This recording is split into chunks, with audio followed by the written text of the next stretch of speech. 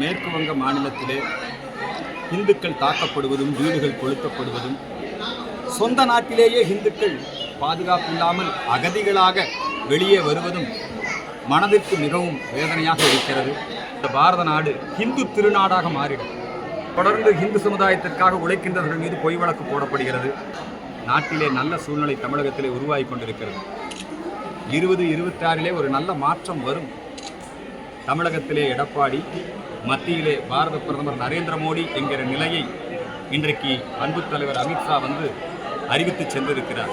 தீய சக்தி திராவிட மாடலை ஒழிக்க வேண்டும் என்கிற ஒரே நோக்கத்தோடு வருகின்ற 26 ஒரு மகத்தான மாற்றம் வரும். நம்முடைய பாரத நாட்டினுடைய அரசியல் சாசனம் வலிமையான மத்திய அரசை வலியுறுத்துகிறது. மத்தியிலே சுயாட்சி, மாநிலத்தில் கூட்டாட்சி. மாநில அரசு என்பது நிர்வாக வசதிகளுக்காக உருவாக்கப்பட்டது. பிரிவினைவாதிகள் அதை அவர்களுக்கு சாதகமாக பயன்படுத்திக் கொள்கிறார்கள். இமயம் முதல் ஈழம் வரை இந்த பாரத நாடு இந்து நாடு. இந்தியா ஒரே நாடு. தமிழ்நாடுன்னு இந்த மாநிலத்துக்கு பேரு. தமிழ்நாடு தனிநாடு கிடையாது. புரியுதுங்களா? மாநில சுயாட்சியை பற்றி நரேந்திர மோடியை விட தெரிந்தவர்கள் யாரும் கிடையாது. இந்து மக்கள் கட்சியினுடைய நிறுவனர் தலைவராகிய என்னுடைய 60வது பிறந்த நாளை அன்னை அபிராமி உடனுரை அமிர்தகடேஸ்வரர் ஆலயம் திருக்கடையூரிலே வெகு சீரோடும் சிறப்போடும் இந்த நிகழ்ச்சி இங்கே நடைபெற்றது. சஷ்டியப்த பூர்த்தி நிகழ்ச்சி. சனாதன இந்து தர்மத்திலே 60 ஆண்டு காலம் என்பது நம்முடைய ஆண்டு கணக்கு. 60 ஆண்டுகளுக்கும் ஒவ்வொரு விதமான பெயர் உண்டு. இந்த ஆண்டு விசுவாவசு, நன்னம்பிக்கை வருடம். இந்த ஆண்டு சித்திரை மாதம் கேட்டை நட்சத்திரத்தன்று என்னுடைய 60வது பிறந்தநாள் வருகின்ற காரணத்தினால் இன்றைக்கு அபிராமி அம்மன் திருக்கோவிலிலே திருக்கடையூரிலே சஷ்டியப்த பூர்த்தி நிகழ்ச்சி வெகு சிறப்பாக நடைபெற்றது. அறம், பொருள், இன்பம், வீடு பேறு, மாதா, பிதா, குரு, தெய்வம். இந்த அடிப்படையிலே சனாதன இந்து தர்மத்திலே நாம் அனைவரும் வாழ்ந்து வருகிறோம். எல்லோரும் இன்புற்று வாழ்வதே அன்றி வேறொன்றறியேன் பராபரமே என்று சொல்வார்கள். சர்வோஜன சுயினோபவன்து, எல்லோரும் இன்புற்று இருக்க வேண்டும். அதற்கான பிரார்த்தனை இங்கே செலுத்தப்பட்டது. இந்த நேரத்திலே மேற்கு வங்க மாநிலத்திலே இந்துக்கள் தாக்கப்படுவதும் வீடுகள் கொளுத்தப்படுவதும் சொந்த நாட்டிலேயே இந்துக்கள் பாதுகாப்பில்லாமல் அகதிகளாக வெளியே வருவதும் மனதிற்கு மிகவும் வேதனையாக இருக்கிறது. உலகத்தில் இஸ்லாமியர்களுக்கு 30க்கும் மேற்பட்ட நாடு, இஸ்லாமிய நாடு, பாகிஸ்தான், அரபு நாடுகள், ஆப்கானிஸ்தான், இஸ்லாமிய நாடுகள் இருக்கிறது. கிறிஸ்தவர்களுக்கு 40க்கும் மேற்பட்ட நாடுகள் இருக்கிறது. ஆனால் இந்துக்களாகிய நாம் 160 கோடி மக்கள் தொகையை கொண்ட நம்முடைய இந்துக்களுக்கு இந்த ஒரு நாடு இந்த உலகத்திலே இல்லை. இது மதசார்பற்ற நாடு என்று சொல்கிறார். இந்துக்கள் எங்கே தாக்கப்பட்டாலும் இங்கே தான் ஓடி வர வேண்டும். ஆனால் இந்த நாட்டிலேயே இந்துக்கள் எண்ணிக்கை குறைகிற பொழுது காஷ்மீரத்திலும் வங்காளத்திலும் மிக கடுமையாக இந்துக்கள் பாதிக்கப்படுகிறார்கள். தமிழகத்திலே குமரி மாவட்டத்திலே இந்துக்கள் எண்ணிக்கை குறைந்து கிறிஸ்தவர்கள் எண்ணிக்கை பெரும்பான்மையாகிறது. வரும் காலத்திலே இந்த பாரத நாடு இந்து திருநாடாக மாறிட, அகண்ட பரிபூரண இந்துஸ்தானமாக மாறிட 60 ஆண்டு காலம் எம்பெருமான் அருளால் நாங்கள் வாழ்ந்திருக்கிறோம். இனி வருகின்ற காலத்திலும் இந்த பாரத நாடு இந்து நாடாக உருவாகிட சனாதன இந்து தர்மத்திற்கு நாங்கள் தொடர்ந்து பணியாற்றுவோம். எங்கள் குடும்பம் மோடியின் குடும்பம்.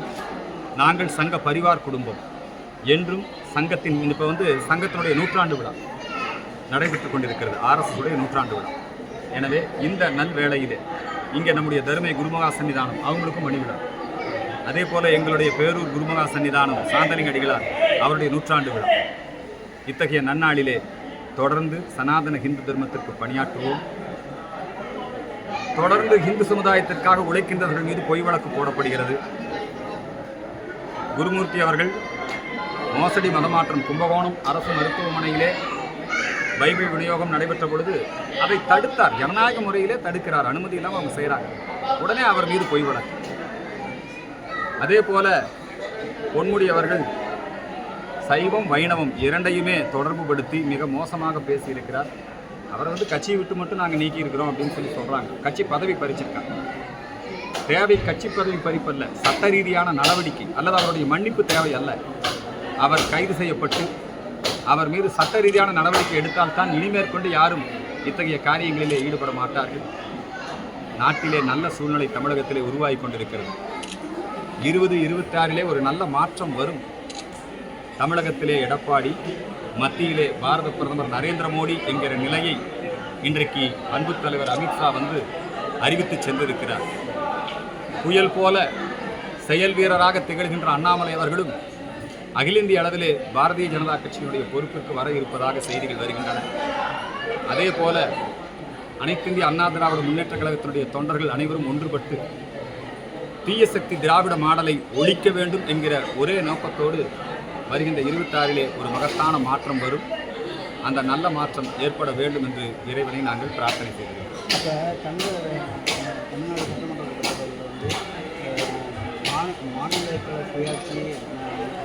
மிக முக்கியமான கேள்வி. நம்முடைய பாரத நாட்டினுடைய அரசியல் சாசனம் வலிமையான மத்திய அரசை வலியுறுத்துகிறது. அண்ணல் அம்பேத்கர் அவர்கள் இந்த அரசியல் சாசனத்தை வகுத்த பொழுது பாரத நாடு, இந்தியா என்கிற வலிமையான, இந்தியா தட் இஸ் பாரத் என்கின்ற வலிமையான மத்திய அரசை உருவாக்கினார்.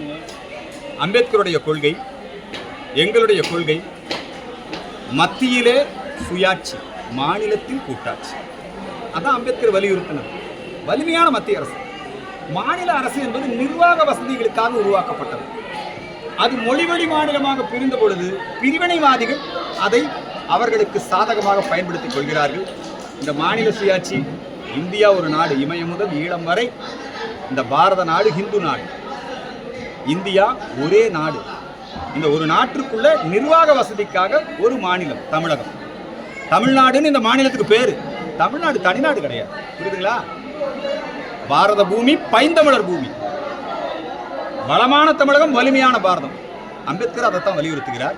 ஆனால் வேண்டுமென்றே உள்நோக்கத்தோடு அந்த காலத்தில் அடைந்தால் திராவிட நாடு, அடையாவிட்டால் சுடுகாடு என்று பேசியவர்கள், அண்ணாதுரை அவர்கள் அப்பொழுதே பிரிவினையை கைவிட்டு விட்டார். அந்த பிரிவினையை கைவிட்டு விட்டு கீழே விழுந்தாலும் மீசையிலே மண்ணொட்டவில்லை என்று சொல்லி அண்ணாதுரை சொன்னார், நாங்கள் பிரிவினையை கைவிட்டு விட்டோம், திராவிட நாடு கோரிக்கையை கைவிட்டு விட்டோம், ஆனால் பிரிவினைக்கான காரணங்கள் அப்படியே இருக்கிறது என்று சொன்னார். அவர் தான் மாநில சுயாட்சி அப்படி எழுதினார். மாநில சுயாட்சியை பற்றி நரேந்திர மோடியை விட தெரிந்தவர்கள் யாரும் கிடையாது. 3 முறை முதலமைச்சராக இருக்கார். குஜராத் முதலமைச்சராக இருந்து ஒரு மாநிலத்துக்கு என்னென்னலாம் அதிகாரங்கள் இருக்கிறது, என்னெல்லாம் தேவை, இதை பற்றிலாம் நரேந்திர மோடி மிக தெளிவாக குறிப்பிடுகிறார். நாங்கள் கேட்கக்கூடிய மாநில சுயாட்சி, மாநிலத்துக்கான அதிகாரம், இந்த விஷயங்கள்லாம் வேற. ஆனால் இந்த திராவிட நாடு கேட்ட பிரிவினைவாதிகள், இவர்கள் இந்தியாவையே பாரதம் என்று ஏற்றுக்கொள்வதில்லை, இந்தியாவை ஒன்றியம்ங்கிறான். இது அம்பேத்கர் கொள்கைக்கு விரோதமானது. ஆகவே இவர்கள் இப்பொழுது இவர்களுடைய லஞ்சம், ஊழல், சாராய மரணங்கள், இவற்றிலிருந்து மக்களை திசை திருப்புவதற்காக சட்டமன்றத்தில் இப்படி ஒரு கேளுங்க, மாநில சுயாட்சி வேணும்னு மாநில சட்டசபைக்கா அதுக்கு அதிகாரம் இருக்குது. ஒரு காலத்தில் இந்த திராவிட சேர்ந்தவங்கெல்லாம் பெரிய அளவில் வாக்குறுதி கொடுப்பாங்க. என்ன வாக்குறுதி கொடுத்தாங்க தெரியுமா? நாங்கள் வந்தால் தபால் கார்டு வேலையை குறைப்போம். ஆனால் அது இவங்க அதிகாரத்தில் இல்லை. இப்போ கூட திமுக சொல்கிறாங்க, நாங்கள் வந்தால் விமான நிலையம் அமைப்போம், நாங்கள் வந்தால் ரயில்வேல அதை கொண்டு வருவோம், இதை கொண்டு வருவோம். அப்புறம் என்ன தெரியுமா? கடிதம் எழுதுவோம், இலங்கை தமிழர்களை மீட்போம், மீனவர்களை மீட்போம். அப்புறம் என்னன்னா கடிதம் எழுது. இதெல்லாம் மத்திய அரசு சம்பந்தப்பட்ட விஷயம்.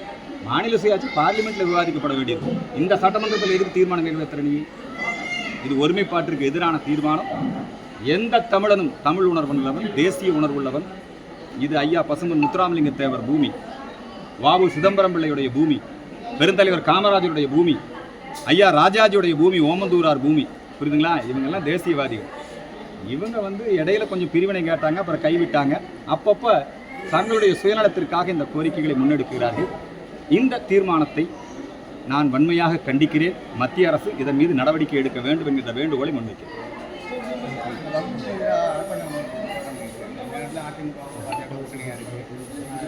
வக்பு மசோதா அப்படிங்கிற விஷயம் இருக்கு இல்லைங்களா? அந்த வக்பு மசோதாவை காரணம் காட்டி தான் மேற்கு வங்காளத்தில் இந்துக்கள் அடிக்கிறான். இங்கே பக்கத்தில் ஒரு கிராமத்தில் எல்லாம் எங்களுக்கு வக்புக்கு சொந்தம்னு சொல்லி இந்துக்களெல்லாம் விரட்டி அடிக்கிறான். அந்த சொத்துக்களுக்கெல்லாம் நோட்டீஸ் அனுப்பிச்சிருக்கிறாங்க. இதெல்லாம் வன்மையாக கண்டனத்திற்குரியது. வக்பு மசோதா ரொம்ப நல்ல விஷயம். அதை எல்லா முஸ்லீம்களும் ஏற்றுக்கொண்டு விட்டார்கள். தடாரகின் போன்றவர்கள், எங்களுக்கு அவங்களோடலாம் கருத்து வேறுபாடு உண்டு. பி ஜெயினுலாபுதீன் அவங்கெல்லாம் கூட அந்த வக்புல எவ்வளோ ஊழல் இருக்குன்னு இப்போ வெளிப்படுத்துகிறாங்க. முஸ்லீம் எல்லாம் ஒத்துக்கிட்டாங்க. ஆனால் விடுதலை சிறுத்தையும் திமுகவும் மட்டும்தான் வேண்டுமென்றே உள்நோக்கத்தோடு இந்த வக்பு மசோதாவை எதிர்த்து ஒரு மத கலவரத்தை, ஒரு மத பதட்டத்தை உண்டு பண்ணுகிறார்கள். அதை அங்கே தீதி பண்ணுறாங்க, மம்தா தீதி வங்காளத்தில். அதே மாதிரி கலவரத்தை இங்கே உருவாக்குறதுக்கு திமுக அரசே தூண்டி விடுகிறது. அதனால் இந்த வக்பு போராட்டம் இரும்பு கரம் கொண்டு ஒடுக்கப்பட வேண்டும் என்பதை இந்த நேரத்தில் தெரிவித்துக் கொள்கிறேன். நன்றி. முடக்குவாதம், மூலம் உள்ளிட்ட நோய்களுக்கு சிறப்பு சிகிச்சை பெற ஸ்ரீவித்யா சித்தா மற்றும் வர்மா மருத்துவமனை, அரியலூர்.